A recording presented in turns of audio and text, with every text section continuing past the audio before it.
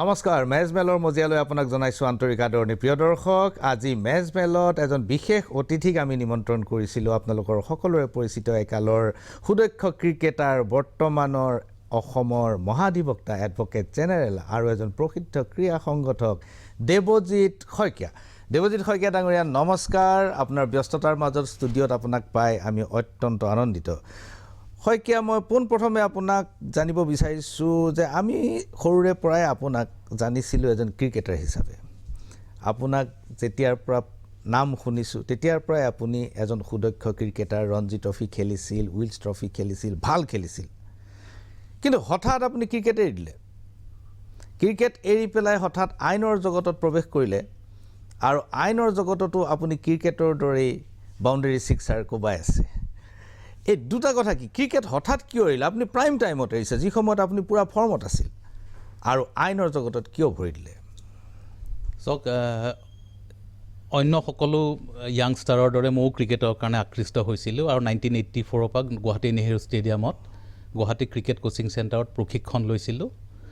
আৰু 1985 পৰা ৰেগুলাৰলি 1991লৈকে মই অসমৰ বিভিন্ন দলত খেলি আহিছিলোঁ প্ৰথমতে CK নাইডু দেন বিজয় মাৰ্চেণ্ট ট্ৰফি CK নাইডুৰ পিছত CB ট্ৰফি তাৰপিছত আল্টিমেটলি গৈ ৰঞ্জি ট্ৰফিও খেলিলোঁ আৰু ইষ্ট জোনো খেলিলোঁ আৰু উইলছ ট্ৰফিও খেলিলোঁ কিন্তু মোৰ খেলা স্পেনটো খুব কম 84-85 মোৰ 15 বছৰ আৰু 21 বছৰত মই খেল বাদ দি দিলোঁ যি সময়ত মই দুটা ছিজন ৰঞ্জি ট্ৰফিত আছিলোঁ ৰঞ্জি ট্ৰফি মই খেলিছিলোঁ 1991 লাষ্ট ছিজনটোত মই খেলিছিলোঁ আৰু সেইখিনি সময়ত মোৰ 21 বছৰ যিটো সময়ত মোৰ আগৰ 10 বছৰ কাল বাকী আছিলে খেলিবলৈ সেই সময়ত এটা এনেকুৱা ধৰণৰ কথা আছিলে যে আপুনি হয় ক্ৰিকেটত থাকিব লাগিব নহ'লে আপোনাৰ প্ৰফেশ্যনেলে যাব লাগিব কেৰিয়াৰ এটা কাৰণ 30 বছৰ বা 35 বছৰলৈকে মেক্সিমাম এজন ক্ৰিকেটাৰৰ লাইফৰ স্পেন থাকে চ' শ্বেল লাইফটো যিহেতু কম মই ডিচাইড কৰিলোঁ যে মই ক্ৰিকেট খেলি থাকিলে মই কিমান দূৰ আগুৱাই যাব পাৰিম সকলো খেলুৱৈৰে এটা আশা থাকে বা এটা সপোন থাকে যে ভাৰতীয় দলত স্থান পাবলৈ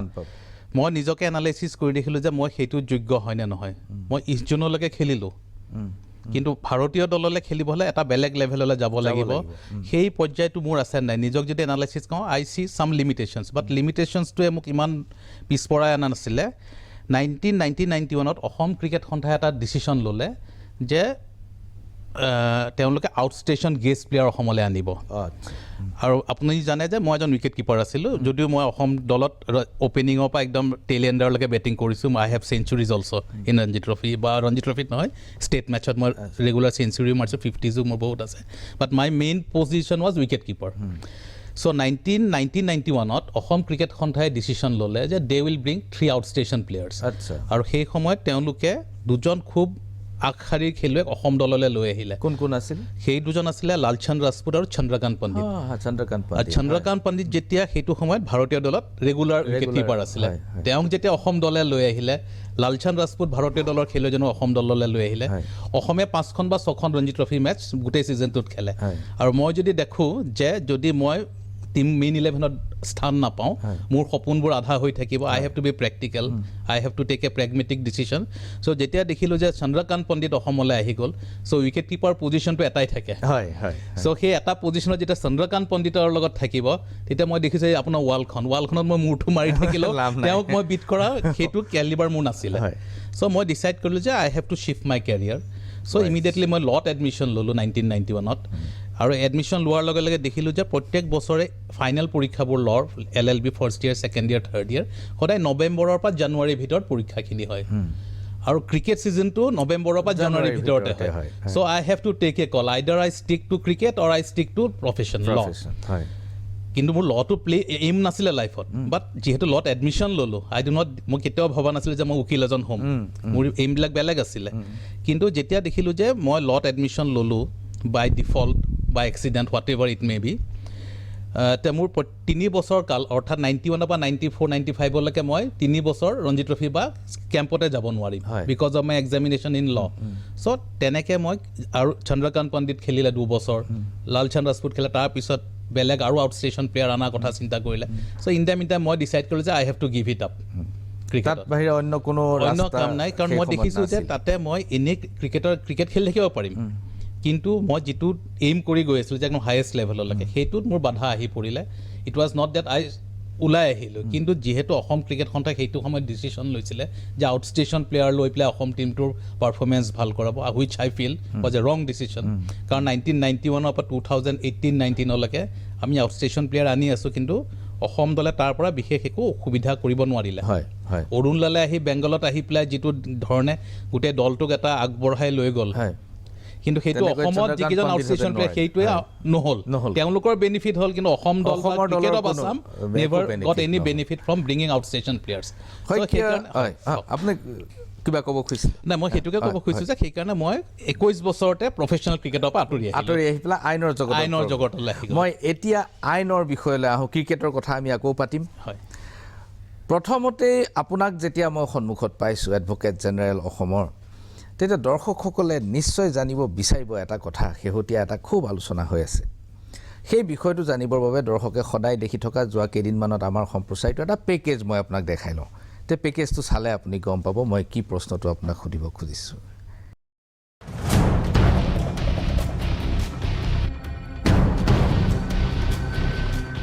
অপৰাধীৰ বিৰুদ্ধে চৰকাৰৰ কঠোৰ অভিযানক লৈ প্ৰশ্নচিহ্ন গ্ৰেপ্তাৰৰ পিছতে আইনী সুৰক্ষা লৈ জামিন অপৰাধীৰ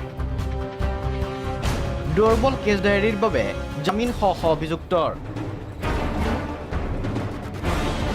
শাসনলৈ অহাৰ পিছতে মুখ্যমন্ত্ৰী হিমন্ত বিশ্ব শৰ্মাৰ চৰকাৰে ড্ৰাগছ মাটিৰ দালালি ছুপাৰী চিণ্ডিকেটৰ বিৰুদ্ধে চলাইছে কঠোৰ অভিযান আৰক্ষীৰ অভিযানত 5 শতাধিক মাটি দালালৰ লগতে গ্ৰেপ্তাৰ শ ড্ৰাগছ সৰবৰাহকাৰী কিন্তু তৎসত্ত্বেও নিৰ্ধাৰিত সময়ৰ পূৰ্বে আদালতত জামিন লাভ কৰিবলৈ সক্ষম হৈছে ইজনৰ পিছত সিজন অভিযুক্তই আৰক্ষীৰ দুৰ্বল ভূমিকাৰ বাবেই জামিন লাভ অভিযুক্তৰ দালাল তথা অপৰাধীয়ে মুকলি আকাশৰ তললৈ অহাৰ সুবিধা লাভ কৰিছে একমাত্ৰ আৰক্ষীৰ দুৰ্বল কেছ ডায়েৰীৰ বাবে অভিযুক্তৰ জামিন তদন্তকাৰী বিষয়াসকলে তেওঁলোকে অতি ভালদৰে কেছ ডায়েৰীটো প্ৰস্তুত কৰাটো বাঞ্ছনীয় নহ'লে কিন্তু যি চৰকাৰৰ যি আইনগত ব্যৱস্থা লৈছে আজি দালাল চক্ৰসমূহৰ বিৰুদ্ধে বা ড্ৰাগছৰ সৰবৰাহকাৰী বা ড্ৰাগছ মাফিয়াসকলৰ বিৰুদ্ধে সেয়া কিন্তু মানে সঁচা অৰ্থত কিন্তু বা প্ৰকৃতাৰ্থত কিন্তু কামত নাহিব যদি অভিযুক্তসকলে দুদিন জেলত থাকি যদি তেওঁলোকে জামিন পাবলৈ সক্ষম হয় আজি কেছ ডায়েৰী দুৰ্বল হোৱাৰ কাৰণে সেয়া কিন্তু কামত আহিবলগীয়া কিন্তু বিষয় নহ'ব একমাত্ৰ দুৰ্বল কেছ ডায়েৰীৰ বাবেই জামিন লাভ ছুপাৰী মাফিয়া আব্দুল হান্নান ওৰফে বাবলুৰ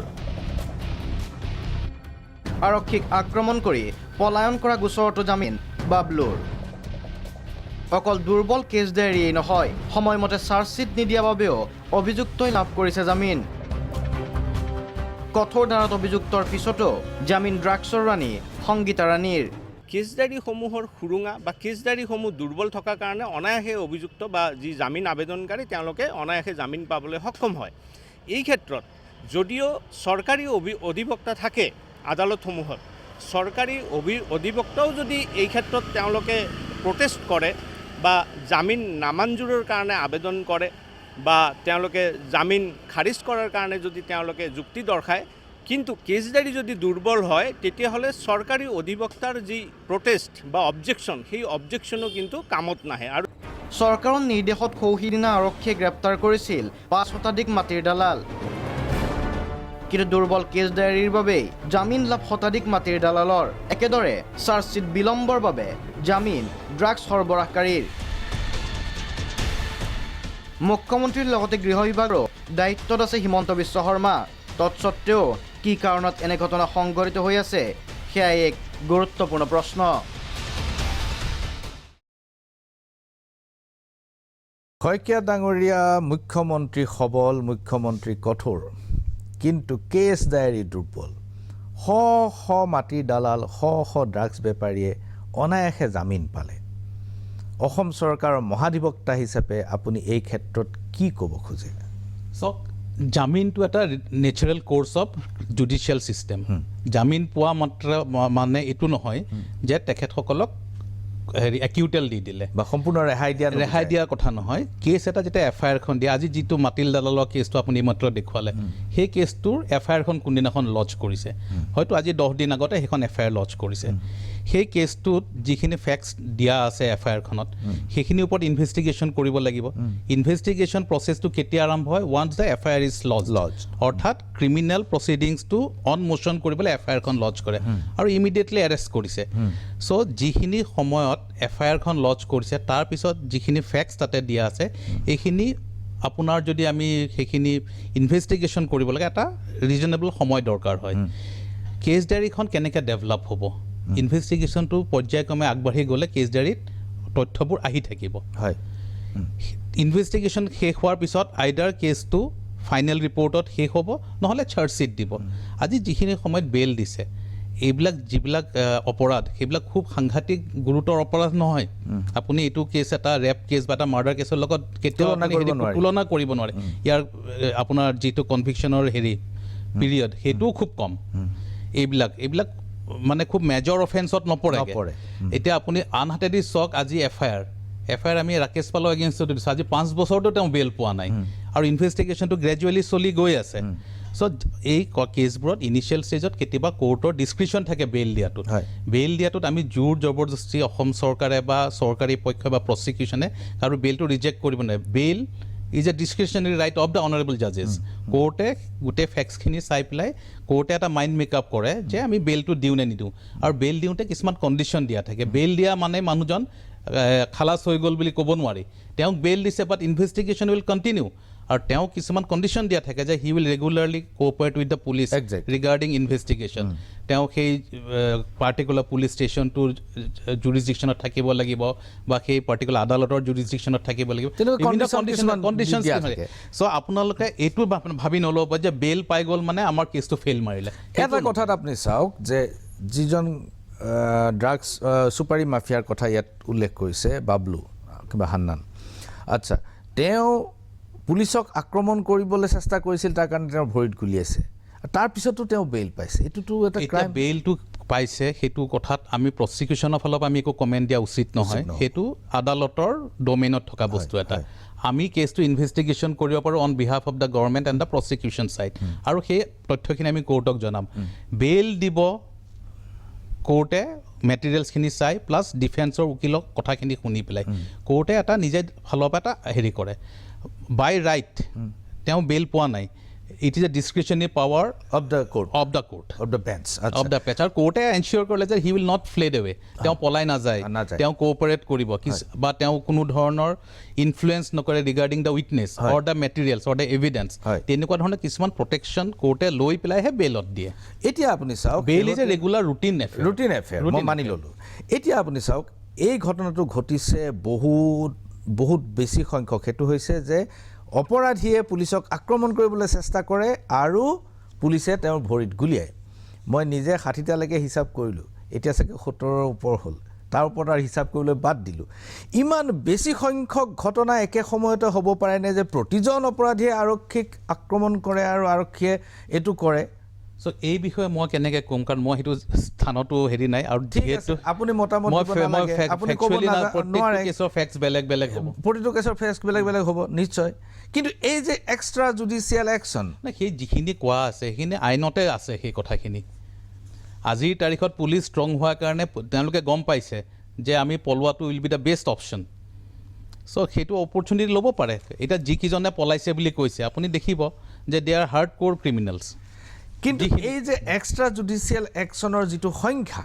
ইমান বেছি সংখ্যক এক্সট্ৰা জুডিচিয়েল একশ্যন হৈছে এটা খুব কম সময়ৰ ভিতৰত তাৰিখত এজন আইনজ্ঞ হিচাপে আপুনি এইটো কি ধৰণে পৰ্যবেক্ষণ কৰে there should be always a political will আজিৰ তাৰিখত পুলিচক যিটো কনফিডেন্স চৰকাৰখনে দিছে যে আপোনালোকৰ দায়িত্ব হৈছে যে check the crime in the society সেইটোৰ কাৰণে গভৰ্ণমেণ্টৰ ফালৰ পৰা যিখিনি ছাপৰ্ট দিব লাগে সেই ছাপৰ্টখিনি দিছে পুলিচে সেই কনফিডেন্সটো পাইছে যে আমাৰ কিবা প্ৰটেকশ্যনৰ কাৰণে আমি চৰকাৰ আছে চ' সেই হেণ্ডেলটো পোৱাৰ কাৰণে পুলিচ হেজ বিকাম প্ৰ'এক্টিভ নাও আৰু তাৰ কাৰণে অসমৰ গোটেই ৰাইজে ভাল পাইছে আজিৰ তাৰিখত যদি মোৰ পাৰচেপশ্যনটো আছিল এনেকুৱা যে extra judicial action as a concept আপুনি আইনজ্ঞ হিচাপে সমৰ্থন এইটো কৰে মই ক'ম যে এইটো হৈছে judicial action which is permitted under the CRPC এইখিনি একশ্যন লৈছে আজিৰ তাৰিখত আপোনাৰ নলেজত নিশ্চয় থাকিব যে যদি আমি কিবা ইলিগেল এক্ট কৰিলোঁ হয় বিয়ণ্ড দ্য পাৰ্মিচিবল এম্বিট অফ ল তেতিয়াহ'লে হিউমেন ৰাইটছ কমিশ্যন আছে পুলিচ একাউণ্টেবিলিটি আছে কোনো আজি আগবাঢ়ি যোৱা নাই কিয় তালে আজিৰ তাৰিখত হিউমেন ৰাইটছ কমিশ্যনে মই এটাও ক'তো পঢ়া নাই বা আপোনাৰ মিডিয়াটো মই দেখা নাই যে হিউমেন ৰাইটছ কমিশ্যনে সুমতো কিবা এটা একশ্যন অসম পুলিচৰ এগেইনষ্টত লৈছে আজিৰ তাৰিখত আচ্ছা গতিকে এইটো আপুনি জুডিচিয়েল একশ্যন হিচাপে গণ্য কৰে judicial action which is permissible under the CRPC thank you বহুত ধন্যবাদ শইকীয়া ডাঙৰীয়া এইখিনিতে লৈছে এটা ক্ষণিক সময় বাণিজ্যিক বিৰতি চাই থাকক মেজমেল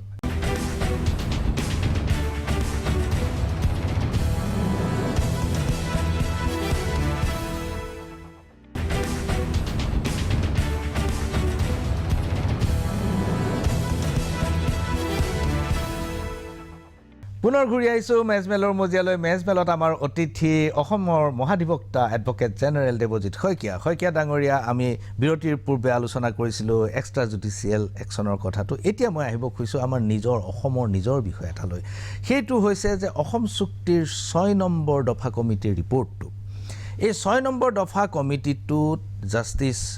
বিপ্লৱ শৰ্মা ডাঙৰীয়া আছিল চেয়াৰপাৰ্চন আৰু প্ৰয়াত নিলয় দত্ত ডাঙৰীয়া আছিল ইয়াৰ অন্যতম সদস্য অকল সদস্যই নহয় অতি সক্ৰিয় সদস্য তেখেতে মৃত্যুৰ আগমুহূৰ্তলৈকে এই কমিটিখনৰ পক্ষে বহু কথা লিখি থৈ গৈছে টুইটাৰত বহুতখিনি কথা তেওঁ কৈছিল আচ্ছা সেই সময়ত এটা কথা আলোচনা খুব চৰ্চা হৈছিল মুখ্যমন্ত্ৰী ডাঙৰীয়াই কৈছিল যে এই কমিটিখনে সংৰক্ষণৰ পৰিমাণটো বেছি কৰিছে আৰক্ষণ যিটো ৰিজাৰ্ভেশ্যন এইটো বেছি কৰিছে সংৰক্ষণ কোনো কাৰণতে 50%ৰ ওপৰ হ'ব নোৱাৰে উচ্চতম ন্যায়ালয়ৰ এটা নিৰ্দেশ আছে সেইটো সঁচা কিন্তু নিলয় দত্ত ডাঙৰীয়াই এই কথাটো বাৰম্বাৰ বুজাবলৈ চেষ্টা কৰিছিল যে মহাৰাষ্ট্ৰত মাৰাঠীসকলৰ ৰিজাৰ্ভেশ্যনৰ ক্ষেত্ৰত মহাৰাষ্ট্ৰ উচ্চ ন্যায়ালয়ে এইটো কথা স্পষ্ট কৰি দিছে যে বিশেষ ক্ষেত্ৰত ৰিজাৰ্ভেশ্যন হয়তো 50%লৈ ওপৰ হ'ব পাৰে এক নম্বৰ কথা এই ক্ষেত্ৰত মই আপোনাৰ পৰ্যবেক্ষণ বিচাৰিম আৰু 2 নম্বৰ 3জন বিশিষ্ট আইনজ্ঞই এই প্ৰতিবেদনখন পৰীক্ষা কৰি আছে বুলি কোৱা হৈছে আৰু নিলয় দত্ত ডাঙৰীয়াই বাৰম্বাৰ এই কথাটো কৈছিল যে এই 3জন কোন আমাক কওক আমি তেওঁলোকক বুজাই দিম কেনেকৈ হ'ব পাৰে এই দুয়োটা প্ৰসংগত আপোনাৰ অবজাৰভেশ্যনটো কি আপোনাৰ 1 নম্বৰ প্ৰশ্ন যে ৰিগাৰ্ডিং ৰিজাৰ্ভেশ্যন যে বিয়ণ্ড 50% দিব পাৰি নে নোৱাৰি আৰু যিখিনি ৰেকমেণ্ডেশ্যনছ মই আজিলৈকে সেই ৰেকমেণ্ডেশ্যনছ বা সেই ৰিপৰ্ট মই পঢ়াৰ সুবিধা পোৱা নাই I am not privy to those materials আৰু মোৰ আগৰ যিজন এডিশ্যনেল এডভকেট জেনেৰেল আছে তেখেত he was a part of the committee member আছিলে আৰু সেইখন কমিটি ৰিপৰ্ট দিয়াৰ পিছত সেই কমিটিখন হয়তো বোধকৰোঁ আজিৰ তাৰিখত নাই আৰু মই মে' মাহত মই যোগদান কৰিছোঁ তাৰপিছত এই বিষয়ে কোনো ধৰণৰ এক্টিভিটিজ হোৱা নাই মোৰ লেভেলত এতিয়া ফাৰ্ষ্ট কথা হ'ল যে বিয়ণ্ড 50% আৰু আপুনি লগতে মাৰাঠা ৰিজাৰ্ভেশ্যনৰ কথাটো আনিছে বম্বে হাইকোৰ্টে যিটো জাজমেণ্ট দিলে তাৰ এগেইনষ্টত সুপ্ৰিম কোৰ্টলৈ গ'ল আৰু সুপ্ৰিম কোৰ্টে সেইটো ছেট এছাইড কৰি দিছে so' that is impermissible under the present constitutional provisions so' সেইকাৰণে মই ভাবোঁ যে যিখিনি ৰিজাৰ্ভেশ্যনছৰ কথা কোৱা হৈছে সেইখিনি ডেফিনেটলি আমাৰ যিখন কমিটি আছিলে তেওঁলোকে চালি জাৰি চাইছে আৰু দুটামান কথাত তেওঁলোকৰ মই যিখিনি মিডিয়াৰ পৰা গম পাইছোঁ যে they are advising or recommending for proper amendment in the constitution so এইটো এটা দীঘলীয়া প্ৰচেছ আৰু তেওঁলোকেও 2 বছৰৰ কিবা এটা সময় দিয়া বুলি কোৱা আছে চ' মই ভাবোঁ যে সেইটো এটা লেভেলত নিশ্চয় পৰীক্ষা হৈ আছে আৰু কোন 3জনে কৰি আছে সেই বিষয়ে মই অৱগত নহয় যোনদিনাখন অৱগত হ'ম বা যোনদিনাখন গভৰ্ণমেণ্টে ক'বলৈ দায়িত্ব দিব মই ডেফিনেটলি আপোনাক জনাম দ্বিতীয় এটা প্ৰশ্ন আহিল নাগৰিকপঞ্জী বিষয়টো অত্যন্ত বিতৰ্কিত বিষয় হৈ পৰিছে আৰু অসমৰ মানুহ আচলতে খুব উদ্বিগ্ন খুব কনচাৰ্ণ এই বিষয়টো লৈ পেলাই নাগৰিকপঞ্জীৰ আজিৰ ষ্টেটাছটো হ'ল আজিৰ অৱস্থাটো হ'ল 1 নম্বৰ যে উচ্চতম ন্যায়ালয়ৰ সৰ্বোচ্চ বেঞ্চে বিষয়টো গ্ৰহণ কৰিছিল আৰু বেঞ্চে এইখন চূড়ান্ত হয় নে নহয় সেই কথাটো কৈ নগ'ল ৰঞ্জন গগৈ আদালতে নক'লে যে এইখনে ফাইনেল বা এইখন ফাইনেল নহয় এই কথাটো নক'লে তাৰপিছত জানুৱাৰীৰ পৰা আজিলৈকে কোনো হিয়াৰিং হোৱা নাই এই মেটাৰটোত দ্বিতীয় কথাটো হ'ল যে ৰেজিষ্ট্ৰাৰ জেনেৰেল অফ ইণ্ডিয়াই এতিয়ালৈকে এইখন চূড়ান্ত বুলি জাননী জাৰি কৰা নাই তৃতীয় কথাটো হ'ল যে মুখ্যমন্ত্ৰী ডাঙৰীয়াই কৈছিল যে ইয়াৰ পুনৰীক্ষণৰ এবাৰ ৰিভিজনৰ এটা প্ৰয়োজন আছে পুনৰীক্ষণৰ এটা প্ৰয়োজন আছে ভিতৰুৱা অঞ্চলবোৰত 10%, সীমান্ত অঞ্চলত 20% ৰিভিজনৰ প্ৰয়োজন আছে বুলি তেখেতে কৈছে। আনহাতে এইটো 3 নম্বৰ আহিল। 4 নম্বৰটো হ'ল যে কোঅৰ্ডিনেটৰজনে কৈছে যে এইখন খুব বেছি ত্ৰুটি আছে, খুব বেছি ভুল আছে, গতিকে এইখনৰ সম্পূৰ্ণ ৰিভিজনৰ প্ৰয়োজন আছে। এতিয়া অসম চৰকাৰৰ স্থিতিটো কি? অসম চৰকাৰে মই জনাত, যিহেতু মই এই কেছত ইনভলভ নাই আজিৰ তাৰিখত, চ' মই জনাত এপ্লিকেশ্যন ফাইল কৰিছে ফৰ ৰিভিজন, আৰু সেইটো এতিয়া ছাবজুডিচ হৈ আছে অনাৰেবল সুপ্ৰিম কোৰ্টত। মই যিমান দূৰ জানো যে কোঅৰ্ডিনেটৰজনে এখন এপ্লিকেশ্যন ফাইল কৰিছে, কিন্তু ৰাজ্য চৰকাৰৰ তৰফৰ পৰা ফাইল কৰাৰ কথাটো কিন্তু মই ক'তো পোৱা নাই। ভোটৰ আগতেই কৰিছিলে, ডিচেম্বৰ, হয়, সেইটো আগতেও কৰা আছিলে মই জনাত। আৰু মই ভাবোঁ যে সেইটো যিহেতু এতিয়াও মেটাৰটো সুপ্ৰিম কোৰ্টত চলি আছে, সেই সম্পৰ্কে আজিৰ তাৰিখত মতামত দিয়াটো উচিত নহ'ব। আচ্ছা,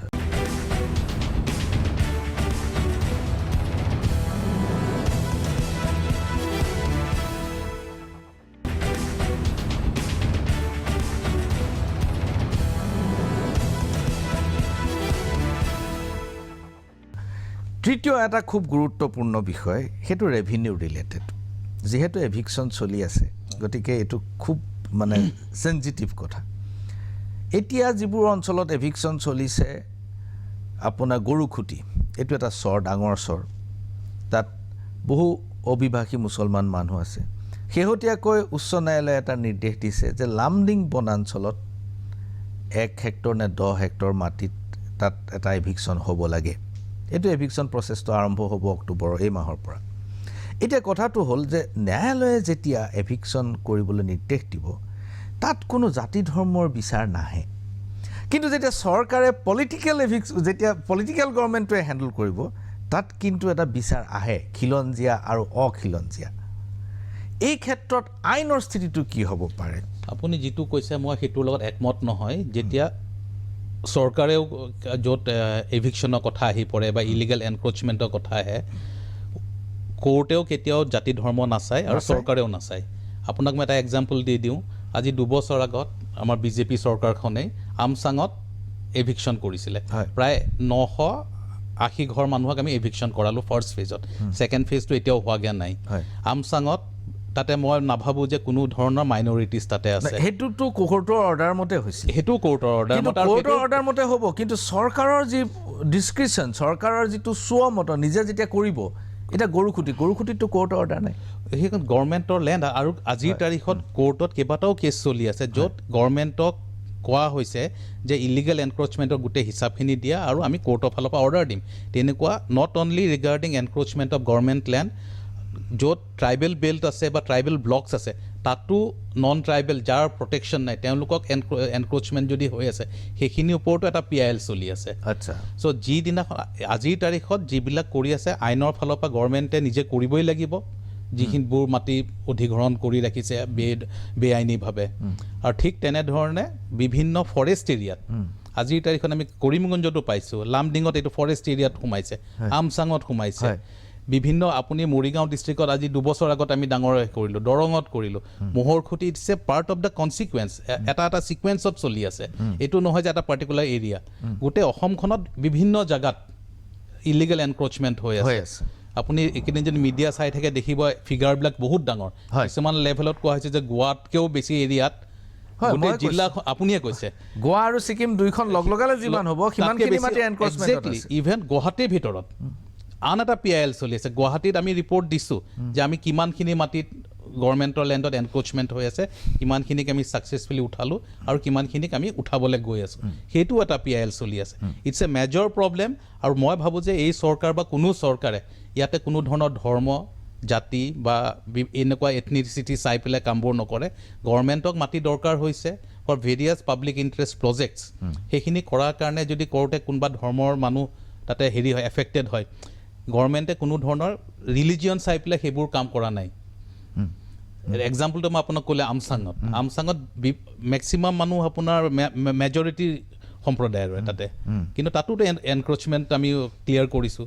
এতিয়া যেতিয়া খিলঞ্জীয়াৰ ভূমিৰ প্ৰসংগটো আহে, খিলঞ্জীয়াৰ ভূমিৰ অধিকাৰ প্ৰসংগটো আহে, তেতিয়া যোৱা চৰকাৰে, সোণোৱাল চৰকাৰে এখন কমিটি কৰি দিছিল হৰিশংকৰ ব্ৰহ্মৰ নেতৃত্বত সেই কমিটিখনত এটা ভাৰ্টিকেল ডিভিজন উলম্ব বিভাজন হ'ল তেওঁলোকৰ দুজন এফালে থাকিলে আৰু ছজন এফালে থাকিলে দুখন ৰিপৰ্ট হ'ল হৰিশংকৰ ব্ৰহ্ম আৰু শ্ৰীকুমাৰ দহোতীয়াই এখন ৰিপৰ্ট দিলে আৰু অনিল কুমাৰ ভট্টাচাৰ্যী ৰমেশ বৰপাত্ৰ গোহাঁই তেওঁলোকে এখন ৰিপৰ্ট দিলে চৰকাৰে কোনখন ৰিপৰ্ট বিবেচনা কৰি আছে ultimately we have a land policy এই লেণ্ড পলিচি মতে যাব লাগিব and of the day land regulations আছে আল্টিমেটলি গৈ এণ্ড অফ দ্য ডে আপুনি চাব যে যদি গভৰ্ণমেণ্ট খাছ লেণ্ডত কোনোবা ইলিগেলি বহি আছে government has every right to remove them from that encroachment end of the day সেইটোৱে কৰিব লাগিব এই কমিটিবোৰ ডেফিনেটলি আছে বাট কমিটিৰ ওপৰতো আইনখন আছে চ' গভৰ্ণমেণ্টে are statutorily bound to act on the basis of the various provisions of the act right right ৰিপৰ্টবোৰ আহি থাকিব ৰিপৰ্টত ফেকচুৱেলি কোন জেগাত কি হৈ আছে সেইটোৰ ওপৰত থাকিব পাৰে যাৰ ফলত গভৰ্ণমেণ্টে কিছুমান পলিচি ডিচিশ্যন হয়তো ভৱিষ্যতে ল'ব পাৰিব আজিৰ তাৰিখত এইবোৰ ৰিকমেণ্ডেশ্যনছবোৰ আহিছে বাট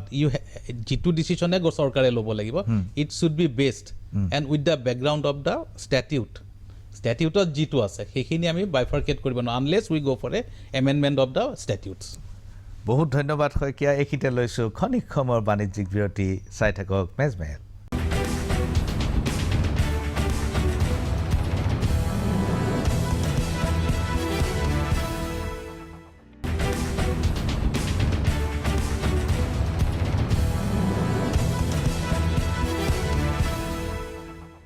বিৰতিৰ পাছত পুনৰ ঘূৰি আহিছোঁ মেজমেলত আজি আমাৰ মাজত উপস্থিত আছে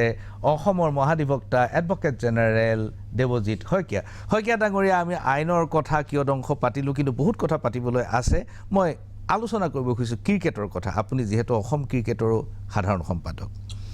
অসম ক্ৰিকেটত আপুনি দীৰ্ঘদিন ধৰি জড়িত আছে আৰু নিজেও এজন আপুনি সুদক্ষ প্লেয়াৰ এতিয়া আপুনি ক্ৰীড়া প্ৰশাসক আপোনাৰ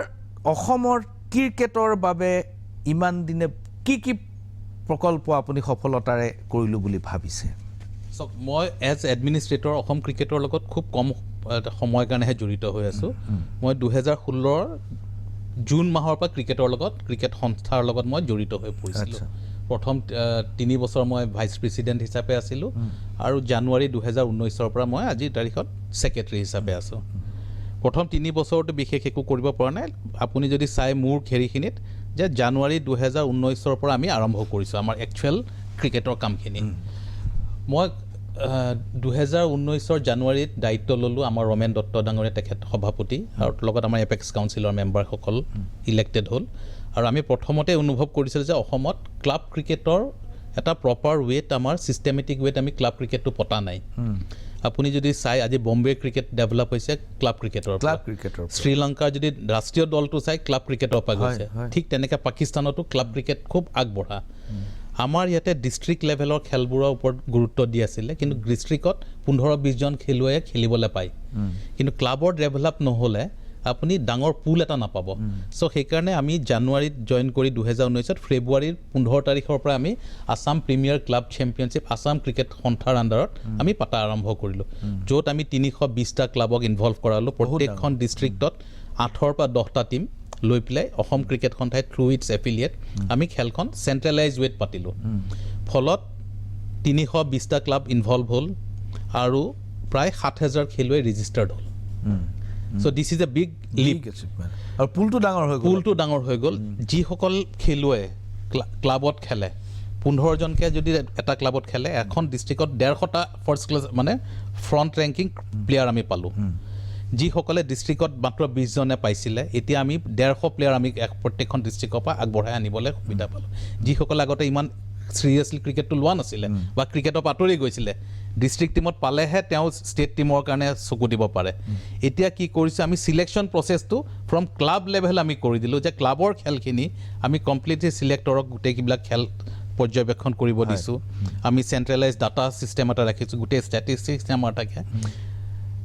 ক্লাব খেলাৰ পৰা আমি ডিষ্ট্ৰিক্ট টীমটো চিলেক্ট কৰোঁ আৰু ডিষ্ট্ৰিক্টৰ পৰা আমি ষ্টেট টীমৰ প্ৰবেবলছখিনি লওঁ so' there is a 3 level of selection process so' ক্লাবৰ পৰা আমি 7,000 খেলুৱৈৰ পৰা আমি ডিষ্ট্ৰিক্ট টীমটো ল'লোঁ তাৰ পৰা আমি ডিষ্ট্ৰিক্টৰ খেলখিনিৰ পৰা জ'ন টীম আমি চিলেকশ্যন কৰোঁ জ'নৰ পৰা আমি 30টা বা 40টাৰ প্ৰবেবলছখিনি কৰোঁ চ' 7,000ৰ পৰা আমি এটা ৱেট এটা ছিষ্টেমেটিক ৱেট আমি প্ৰবেবলছখিনি আনিছোঁ এতিয়া অসমত এটা খুব ডাঙৰ সদায় আমি কৈ থাকোঁ যে আমাৰ বেঞ্চ ষ্ট্ৰেংথ নাই আজিৰ তাৰিখত আমি 150 প্লেয়াৰ এনি মুমেণ্ট আমি দিব পৰা হৈ গ'লো 3 বছৰত 3 বছৰ এই টুৰ্ণামেণ্ট আমি পাতিছোঁ তাৰ মাজতো ক'ভিডৰ কাৰণে যথেষ্ট খেল আমাৰ বাদ পৰি গৈছিল তাৰ পিছতো আমি কিন্তু খেলকেইখন চলাই আছোঁ ক্লাবৰ খেলত আৰু সেইটোৱে আমাৰ খেলুৱৈসকলক যথেষ্ট এনকাৰেজ কৰিছে not to give up cricket district টিমত নাপালেও কোনো কথা নাই যেতিয়া ক্লাবৰ খেলত সি 2টা চেঞ্চুৰী মাৰি দিলে he is in the eye of the selector exactly so' এই পুলটো আমি ডাঙৰ কৰি দিলোঁ আৰু ফলত কি হৈছে যিহেতু আমি সেই খেলকেইখনক অফিচিয়েল ষ্টেটাছ দি দিলোঁ খেলুৱৈসকলে চিৰিয়াছলি খেলিবলৈ বাধ্য হৈ গ'ল আৰু এট দ্য ছেইম টাইম আমি প্ৰায় 1.5 কোটিমান টকা ইনভলভ কৰিছোঁ প্ৰাইজ মানি লৈ পেলাই চ' প্ৰাইজ মানি দিয়াৰ কাৰণে ক্লাববিলাকো আগবাঢ়ি আহিছে টু বিল্ড ষ্ট্ৰংগাৰ টিম আৰু প্ৰত্যেকটো ক্লাবত আমি কৈছোঁ যে there is a cap on having Ranji trophy players right 3জনকৈ ৰঞ্জি ট্ৰফি প্লেয়াৰ আমি ল'ব নিদিওঁ তাৰ উপৰি আমি আণ্ডাৰ 19ৰ 3জন প্লেয়াৰ খেলিবই লাগিব চ' এনেকুৱা ধৰণৰ কিছুমান ক্ৰাইটেৰিয়া কৰি পেলাই আমি খেলুৱৈসকলক আনিব খুজিছোঁ মেইন এটা প্লেটফৰ্মলৈ য'ত তেওঁলোকে লাইমলাইটত থাকিব পাৰে আচ্ছা চ' ডেট ইজ আৱাৰ ফ'কাছ এটা বহুত ডাঙৰ প্ৰকল্প হয় এইটো আমি 3 বছৰ চলাইছোঁ আৰু যদি 2 বছৰ চলাওঁ that will become a system আচ্ছা এইটো কৰিব লাগিব এট দ্য ছেইম টাইম আমাৰ ষ্টেট লেভেলত স্কুল টুৰ্ণামেণ্টটো আমি ভালকৈ পতা নাই আমি যোৱা বছৰ পাতিলোঁ কিন্তু 15 দিনমান হোৱাৰ পিছতে ক'ভিডৰ কাৰণে বন্ধ হৈ গ'ল আমি পুলিন দাসৰ নামত আমি খেলখন টুৰ্ণামেণ্ট এটা নতুন ডেভেলপ কৰিছোঁ ঠিক তেনেকৈ মহিলা ক্ৰিকেটত কোনো ধৰণৰ আমাৰ টুৰ্ণামেণ্ট নাছিলে সেইটো আমি কনকলতা বৰুৱাৰ নামত এটা ট্ৰফি আৰম্ভ কৰিছোঁ চ' এনেকৈ ধৰণে আমি বহুত টুৰ্ণামেণ্টছবোৰ বঢ়াই দিলোঁ আৰু আজিৰ তাৰিখত আমি বাংলাদেশ ক্ৰিকেট বৰ্ডৰ লগত এটা টাই আপ কৰি ৰাখিছোঁ আমাৰ জুনিয়ৰ ক্ৰিকেটৰ এক্সচেঞ্জ প্ৰগ্ৰেম যোৱা বছৰ তেওঁলোক আহাৰ টিকেট হোৱাৰ পিছত ক'ভিড হৈ গ'ল এই বছৰো নহ'ল ক'ভিডৰ কাৰণে অফ ছিজনত এইবিলাক হয় চ' ক'ভিডে আমাক যথেষ্ট পিছপৰাই দিলে ৰিগাৰ্ডিং ডেভেলপমেণ্ট অফ ক্ৰিকেট বাট এই যি 2 বছৰৰ ভিতৰত আমাৰ 2.5 বছৰৰ ভিতৰত প্ৰায় 2 বছৰ কালে ক'ভিডৰ কাৰণে আমি এফেক্টেড হৈছোঁ আৰু খেলখিনি আমি যিমান পাতিব লাগিছিল আমি পাতিছোঁ নাই পতা বুলি মই কোৱা নাই কিন্তু যিখিনি সময়ত আমাৰ ক'ভিডৰ কাৰণে এক্টিভিটিজ বন্ধ হৈ আছিলে সেই সময়খিনি আমি অলপ প্ৰপাৰলি ইউটিলাইজ কৰিবলৈ আমি এটা কাম কৰিলোঁ যে অসমত এটা হ'ল আমাৰ ক্ৰিকেট টুৰ্ণামেণ্টছবোৰৰ শ্বৰ্টেজ হৈ আছিলে সেইখিনি আমি কৰি দিলোঁ চেনেলাইজ আনটো হৈছে আমাৰ আন্তঃগাঁথনিৰ অভাৱ ইনফ্ৰাষ্ট্ৰাকচাৰ আমাৰ খুব শ্বৰ্টেজ আছে আজিৰ তাৰিখত যদি আপুনি অসমত cricket ground proper cricket ground বুলি কয় বৰ্ষাপাৰা এখন আছে NF ৰেলৱে এখন আছে সেইখন আমি ডিপেণ্ড কৰিব লাগে তেওঁলোকৰ অথৰিটিৰ পৰা কেতিয়া পাওঁ নাপাওঁ নগাঁৱত যোনখন ফিল্ড আছে সেইখিনি ক্ৰিকেটৰ যিখিনি সময়ত প্ৰেক্টিছ হ'বলৈ তাতে ইণ্ডিপেণ্ডেঞ্চ ডে আৰু ফুটবল হয় APTS শিল্ড হয় যোৰহাটত আপুনি জানিব চ' একেখন গ্ৰাউণ্ডতে ফুটবলো হয় ক্ৰিকেট হয় আৰু আজিৰ তাৰিখত ক্ৰিকেটটো হৈছে মানে ডেডিকেটেড গ্ৰাউণ্ড আমাৰ নাই ডেডিকেটেড গ্ৰাউণ্ড নাই চ' আমি সেইকাৰণে কি কৰিলোঁ আজিৰ তাৰিখত আমি 18খন জিলাত আমি এক্সক্লুচিভ ক্ৰিকেট গ্ৰাউণ্ড বনোৱাৰ কাম আমি হাতত লৈছোঁ আৰু মেক্সিমাম জেগাত 80% কাম আমাৰ হৈ গৈছে আৰু য'ত আমি মাটি পোৱা নাই এতিয়া ধৰি লওক তেজপুৰত আমি তেওঁলোকৰ যোনখন প'ল' গ্ৰাউণ্ড আছে সেইখনৰ ক্ৰিকেটৰ মেজাৰমেণ্ট বা স্পেচিফিকেশ্যন মতে সৰু হয় আৰু তাতে তেওঁলোকৰ অলপ কিছুমান বেমেজালিও আছে চ' সেইখন গ্ৰাউণ্ড আমি ডেভেলপ কৰিব খুজিও আমি আগবাঢ়িব নোৱাৰিলোঁ কাৰণ লোকেল কিছুমান ইছ্যুজ আছে আৰু বাট সেই গ্ৰাউণ্ডখন পূৰা প্ৰপাৰ BCCI স্পেচিফিকেশ্যনত নপৰে so' we have tied up with Tezpur university তেওঁলোকৰ এখন খুব ভাল গ্ৰাউণ্ড আছে য'ত এফালে ফুটবল হয় এফালে এনেই পৰি আছিলে সেইখিনি আমি ডেভেলপ কৰিছোঁ ইট ইজ ৰেডি ফৰ ইনগুৰেশ্যন চ' তেজপুৰ ইউনিভাৰ্চিটিৰ লগত আমি টাই আপ কৰি ল'লোঁ আইডেণ্টিকেলি আমি যোৰহাটৰ গ্ৰাউণ্ডখন যিহেতু ফুটবলো হয় ক্ৰিকেট হয় চ' এক্সক্লুচিভ গ্ৰাউণ্ড ক্ৰিকেট গ্ৰাউণ্ডৰ কাৰণে আমি আছাম এগ্ৰিকালচাৰ ইউনিভাৰ্চিটি গ্ৰাউণ্ডখন কৰিলোঁ তাতো 80% কাম হৈ গ'ল আৰু এমাহ 1.5 মাহত কামখিনি শেষ হৈ যাব দুধনৈ কলেজৰ লগত ল'লোঁ আৰু এতিয়া আমাৰ প্ৰচেষ্টা হৈ আছে নলবাৰী কলেজৰ লগত আমি তেনেকৈ টাই আপ কৰিলোঁ আমি উমৰাংচুত এটুকুৰা তেওঁলোকৰ NC hills district autonomous district council আমাক 30 বিঘা মাটি এলট কৰিলে সেই তাতে আমি অলৰেডি এটা ক্ৰিকেট ষ্টেডিয়ামৰ কাম আৰম্ভ কৰিছোঁ যোৱা সপ্তাহত বৰপেটাত আমি 25 বিঘা মাটি বিচাৰিছোঁ সেইটো ৰেভিনিউত লাষ্ট এপ্ৰুভেলটোৰ কাৰণে বাকী আছে বৰপেটাত এখন আমি কৰিবলৈ গৈ আছোঁ আইডেণ্টিকেলি আমি ধুবুৰী নৰ্থ চালমাৰা নলবাৰী বৰপেটা তাৰপিছত আহি গ'লে আমি ৰঙিয়াত কাম ডেভেলপ কৰি আছোঁ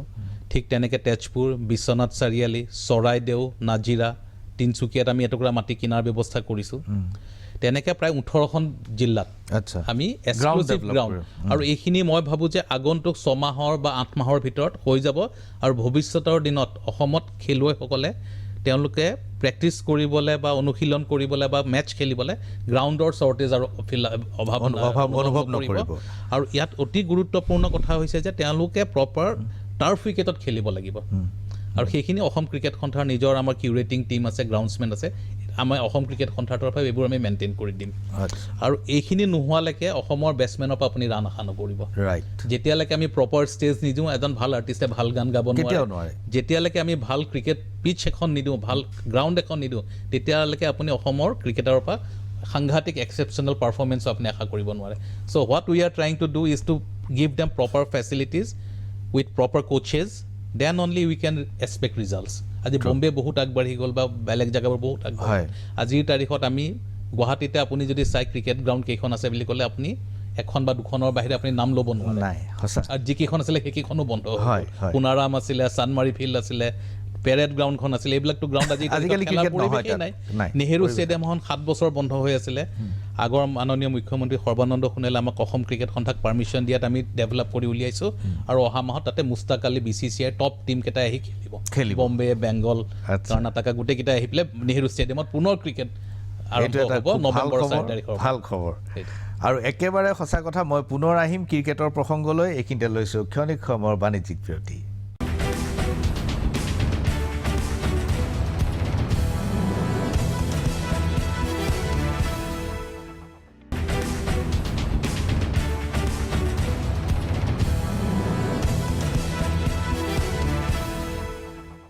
বিৰতিৰ পাছত পুনৰ ঘূৰি আহিছোঁ মেজমেললৈ মেজমেলত আজি আমাৰ অতিথি অসমৰ মহাধিবক্তা দেৱজিৎ শইকীয়া ডাঙৰীয়া আমাৰ সময় কমি আহিছে আমি অন্তিম অংশত উপনীত হৈছোঁহি ক্ৰিকেটত আপুনি যিবোৰ আপুনি কৰি থকা কাম এই সম্পৰ্কে আমাক ক'লে আৰু এইখিনি কথাৰ পৰা আমি একেবাৰে আশ্বস্ত হৈছোঁ যে অহা 2-3 বছৰৰ ভিতৰত ক্ৰিকেটৰ বহু সংকট আঁতৰিব আপোনাৰ কল্পনাৰ ক্ৰিকেটৰ পৃথিৱীখন কেনেকুৱা আপুনি অসমখনত ক্ৰিকেট কেনেধৰণে বিচাৰে চাওক অসমত দুটা পাৰ্ট আছে এটা হৈছে এডমিনিষ্ট্ৰেশ্যন আৰু এটা হৈছে ক্ৰিকেট এক্টিভিটিজ আপুনি জানে যে 2002-03 পৰা 2016-17লৈকে বা এতিয়াও আজি কিছু বছৰ আগলৈকে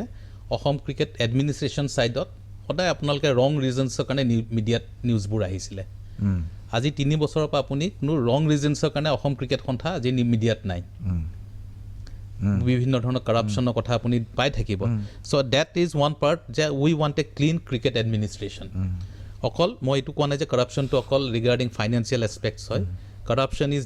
was there regarding team selection also' team selection also' আজিৰ তাৰিখত আমি এই 3 বছৰত আমি এটা বস্তু এষ্টাব্লিছ কৰিব খুজিছোঁ we must have a very fair and competent selection team committees they must have a particular background selector হ'বলৈ সেইখিনিক আমি তেনেকৈ কৰিছোঁ কনষ্টিটিউশ্যনতে সেই প্ৰভিজনছবোৰ আমি লৈছোঁ everybody must play a certain level of games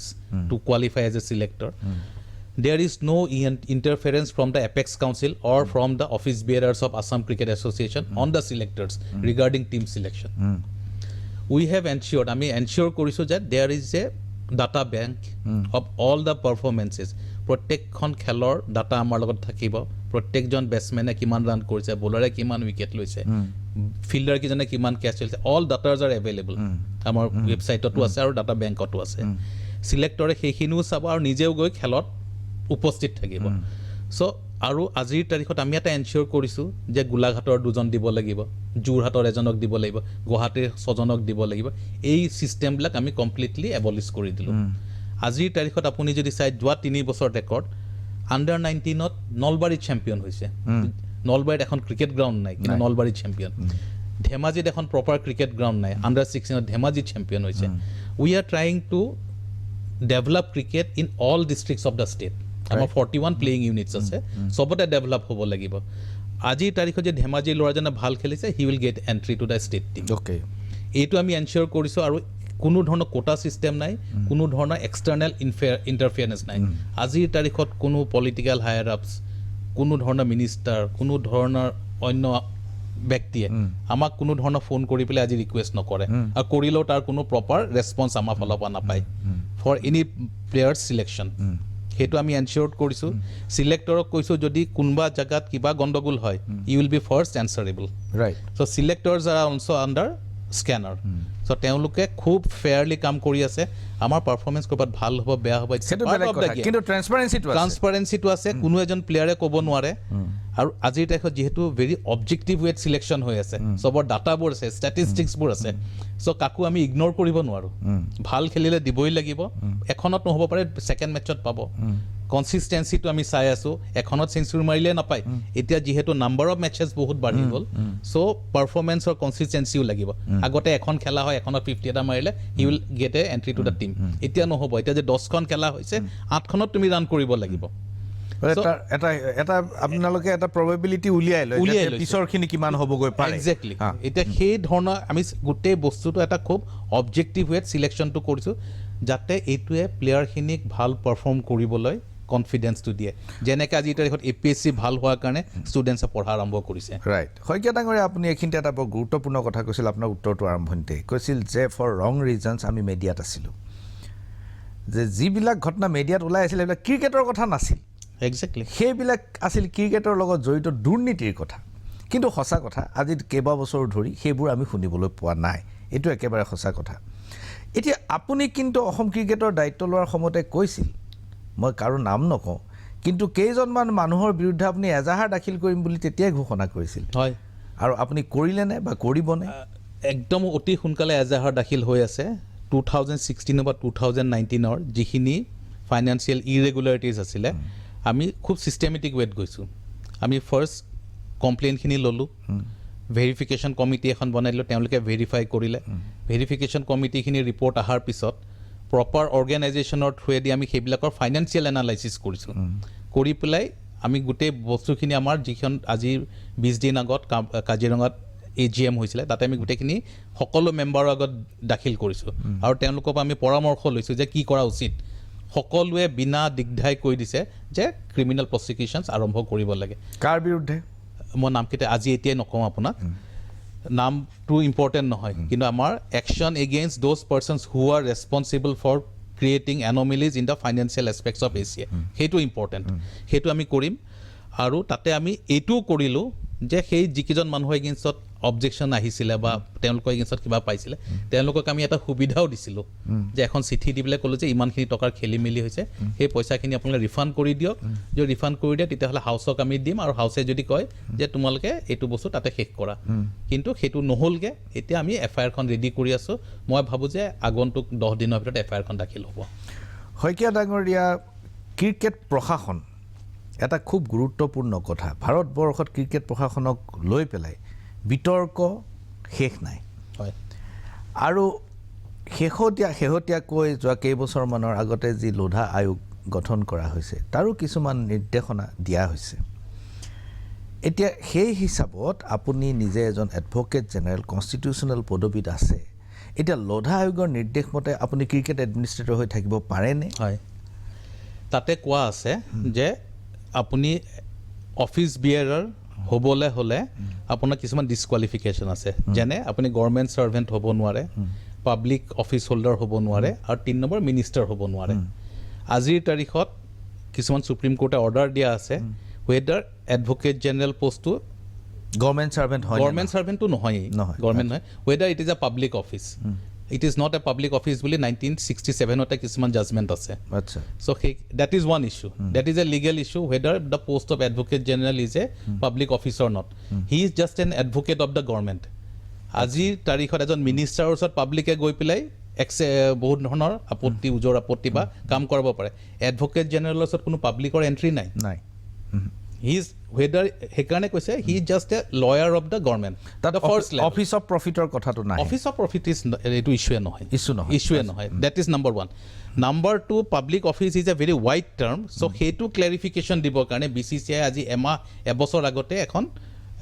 review application supreme কোৰ্টত দি থৈছে সেইখনত কেইবাবাৰো হিয়াৰিং হৈছে আকৌ আগন্তুক মাহত হিয়াৰিঙৰ ডেট আছে চ' পাব্লিক অফিচটো আল্টিমেটলি BCCI ফালৰ পৰা কৈছে যে দিছ ইজ লোধা কমিটিয়ে কিন্তু পাব্লিক অফিচটো কৰা নাছিলে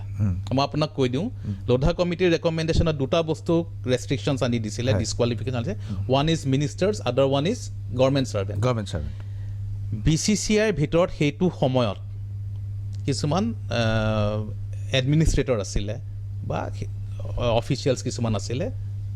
তেওঁলোকে নিজৰ ফালৰ পৰা পাব্লিক অফিচ ৱৰ্ডটো সোমোৱাইছে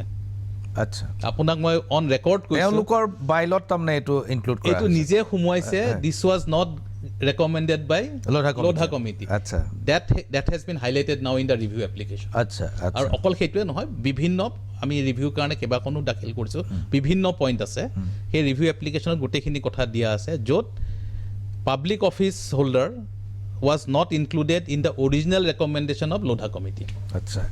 আপোনাৰ লগত সঁচাকৈ আলোচনা কৰি মোৰ ইমান ভাল লাগিছে আৰু খুব ইণ্টাৰেষ্টিং পইণ্ট কিছুমান আহিছে মই আচলতে আলোচনা আৰু কৰিব বিচাৰিছিলোঁ